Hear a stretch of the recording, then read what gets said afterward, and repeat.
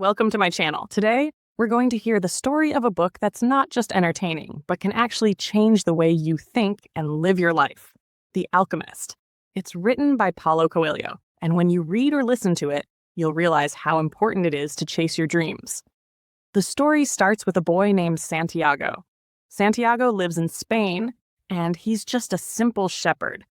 A young shepherd named Santiago lives a simple life in Andalusia, Spain. He moves from place to place with his flock, sleeping under the sky, enjoying the freedom of the road, and feeling the soft weight of his sheep against his hands.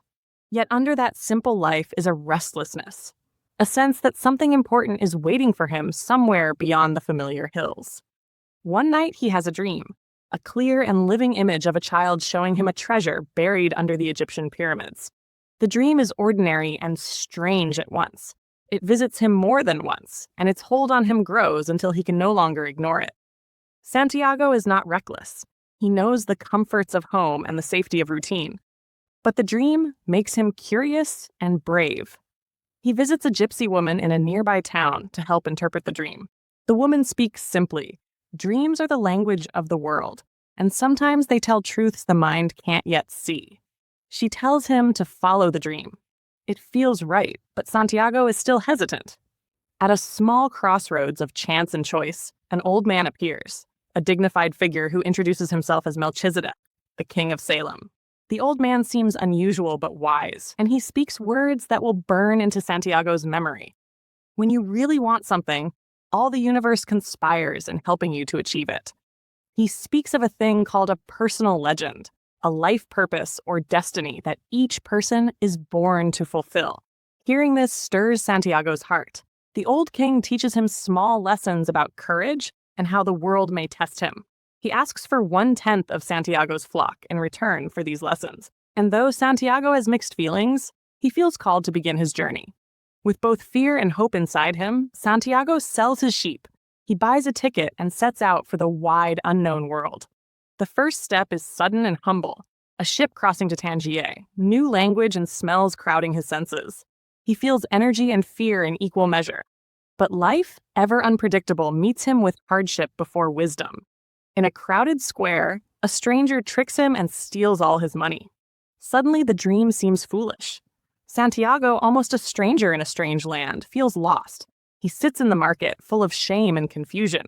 For a moment, he nearly gives in. Perhaps dreams are just dreams. Yet under that feeling, the old king's words still whisper. And more importantly, Santiago recognizes that staying still will not bring his treasure closer. He must act. He finds work with a crystal merchant, a modest, cautious man whose shop sits like a quiet island. The merchant's life is safe and predictable. He fears change, fearful that risk will only bring harm. Santiago begins sweeping floors, washing cups, arranging glass. He is patient and curious. Day by day, his new hands learn a craft, observes carefully how the merchant's shop looks, who enters, and what they like. Small, thoughtful ideas begin to come from the shepherd's simple mind. Santiago suggests subtle changes. New displays, better lighting, tea for customers. Business begins to pick up. The merchant is surprised and grateful, and more than that, he learns something valuable himself. That small changes and new ideas can bring new life. For Santiago, the crystal shop becomes a classroom. He learns the value of work, of earning through honest effort, and of the slow, steady rhythm of rebuilding what was lost. While working, Santiago changes too. The wind, the sun, and the conversations of strangers teach him patience. He also learns about the world's language, a way to read omens and signs, which at first seems like a mystic's talk, but slowly becomes a practical lesson. Pay attention to life. Note the connections between events, and listen when something calls to your heart. The merchant and his world are sheltering, but also limited. Once Santiago has saved enough money, the dream calls him again louder than comfort. He chooses to leave the merchant's shop with gratitude and stepping stones of experience in his pocket. His path now leads him across the vastness of the desert, in a caravan that moves like a slow, ancient animal. In the caravan, he meets an Englishman, a traveler intent on studying alchemy. The Englishman is bookish and serious, carrying heavy volumes that promise knowledge of turning lead into gold. At first, their conversations are awkward. The Englishman speaks of formulas and theories, while Santiago speaks in simple stories and listens for the world's signs. Yet they both wish to uncover something unseen. The Englishman introduces Santiago to the legend of the alchemist, a man said to understand the secrets of the world and the soul of the world, a spiritual idea that everything is connected and that deep truths hide behind ordinary events. Santiago learns that the Englishman believes in books, while Santiago believes in the lessons of life itself. Both beliefs shape Santiago's understanding. Knowledge and experience can both guide a person, and both can be needed. As the caravan crosses the desert, the landscape becomes teacher and test. Sand, sun, and silence bring a clarity to life. Santiago learns to feel the desert as if it were a living being. The sun becomes a friend and the wind a messenger. The desert teaches silence, endurance, and the art of listening. Along the way, there are warnings too. The world can be dangerous, and strangers may not always be kind.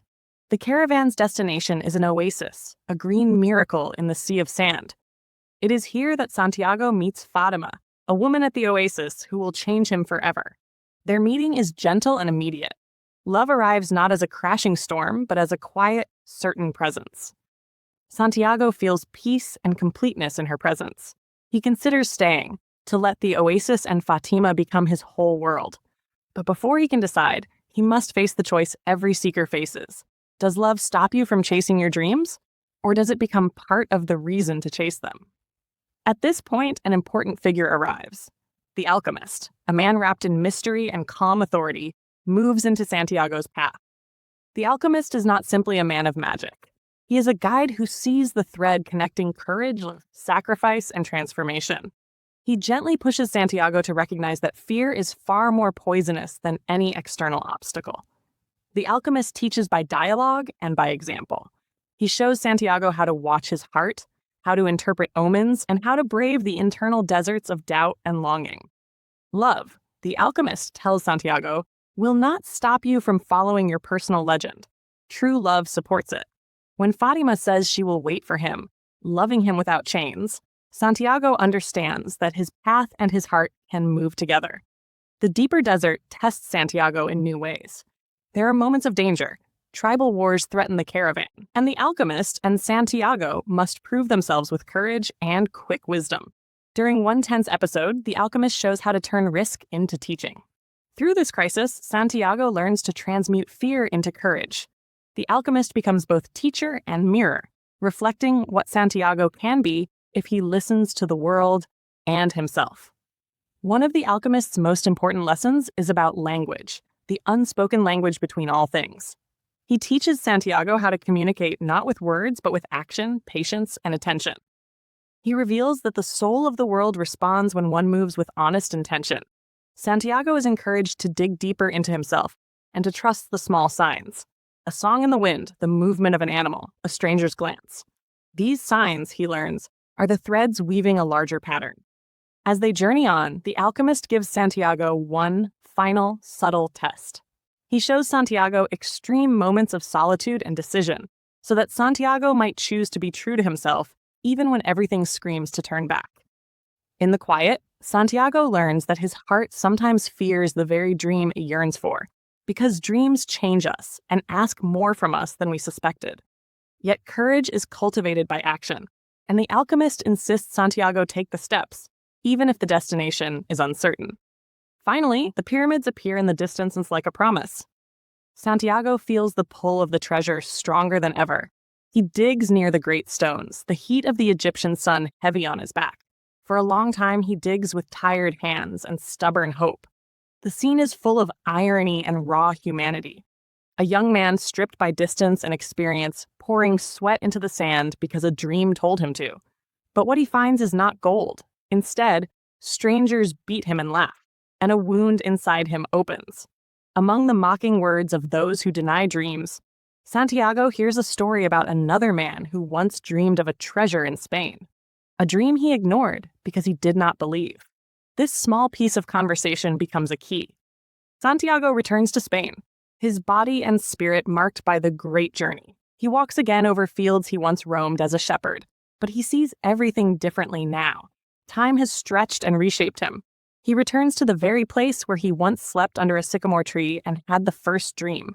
The soil and roots he knew so well, he finds the treasure chest he had imagined so many times in faraway nights. Gold, jewels, coins, the kind of wealth that would change his life outwardly. But what matters more is the inner wealth he carries, the lessons learned, the strength he has earned, the love he has been given, and the way his heart now listens. The ending is both simple and profound. Santiago learns that the treasure was not solely the chest of riches. It was the person he became on the way. He gained patience, humility, courage, and the habit of reading life's signs. He learned that the universe does not simply hand gifts to those who wish. It nudges those who act, those who suffer, and those who keep faith in the face of doubt. He also learned that sometimes the very act of following a dream changes the dream. And that is part of the point. Our deepest longings are invitations to grow. This story is not a promise that every dream will end in gold. It is a tale about how the journey toward our dream teaches us the truths we need to live fully. If this tale touched something inside you, take a moment to breathe in that feeling, and then take one brave step toward your own personal legend. If you enjoyed this story and want more that stirs the heart, please like and subscribe. Your support helps bring more stories that speak to the soul. Thank you for listening, and take care on